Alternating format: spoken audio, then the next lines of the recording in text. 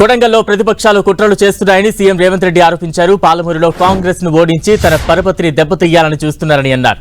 ఎన్ని కుట్రలు చేసినా మహబూబ్ నగర్ జిల్లాలో 50,000 మెజార్టీతో గెలవబోతున్నట్లు తెలిపారు. సీఎం రేవంత్ రెడ్డి మంత్రిగా ఉన్నప్పుడు డీకే అరుణ జిల్లాకు ఏం చేశారో చెప్పాలని నిలదీశారు సీఎం రేవంత్. ఇవాళ మన గౌరవాన్ని తగ్గించడానికి కుట్రలు జరుగుతున్నాయి, మనల్ని దెబ్బతీయడానికి పన్నాగాలు పన్నుతున్నారు. వీటన్నిటిని దృష్టిలో పెట్టుకోండి.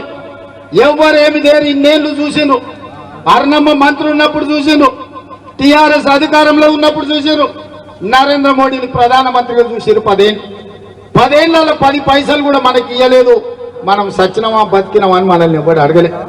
100 రోజుల్లో సోనియమ్మ ఇందిరమ్మ రాజ్యం వస్తే సోనియమ్మ నాయకత్వంలో కొడంగల్కు 5,000 కోట్ల రూపాయల అభివృద్ధికి వచ్చినాయి. ఇవాళ అన్ని కాలేజీలు వచ్చినాయి, అన్ని ఫ్యాక్టరీలు వస్తున్నాయి, అన్ని కొడంగల్కు శుభసూచకం.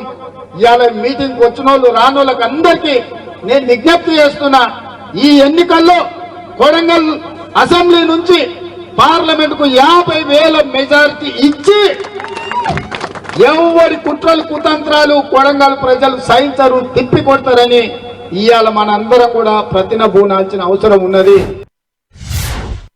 ఎట్లనే చేసి రేవంత్ రెడ్డి పరపతి తగ్గియాలంటే కొడంగల్ మెజార్టీ తగ్గియాలి, లేకపోతే రేవంత్ రెడ్డిని దెబ్బతీయాలి, దొంగ దెబ్బ తీయాలని వెనకంగా గూడుపుటాన్ని చేస్తుంది. ఇది రేవంత్ రెడ్డిని దెబ్బతీయడం కాదు, కొడంగల్ ప్రతిష్టను దెబ్బతీయడం, కొడంగల్ అభివృద్ధిని దెబ్బతీయడం, కొడంగల్ ఆత్మగౌరవాన్ని దెబ్బతీయడం, కొడంగల్ కు భవిష్యత్తులో జరగబోయే అభివృద్ధిని అడ్డుకోవడము.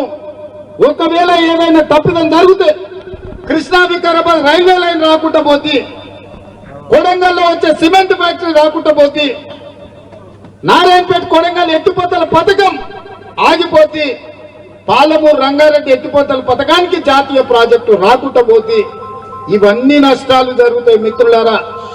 అందుకే ఈడికొచ్చిన ప్రతి కార్యకర్తకు నేను ఎక్కడున్నా నా గుండె చప్పుడు కొడంగలే. నేను ఏ స్థాయికి ఎదిగినా, చాలా మంది ఓడిపోయిన తర్వాత రేవంత్ రెడ్డి మళ్ళీ రాడు, పట్నం వంక చూసుకుంటాడు, ఎల్బీ నగర్ పోటీ చేస్తాడని మా మీడియా మిత్రులు, సార్ ఎల్బీ నగర్ పోతాడు, సార్ షాద్ నగర్ పోతాడని పోయినా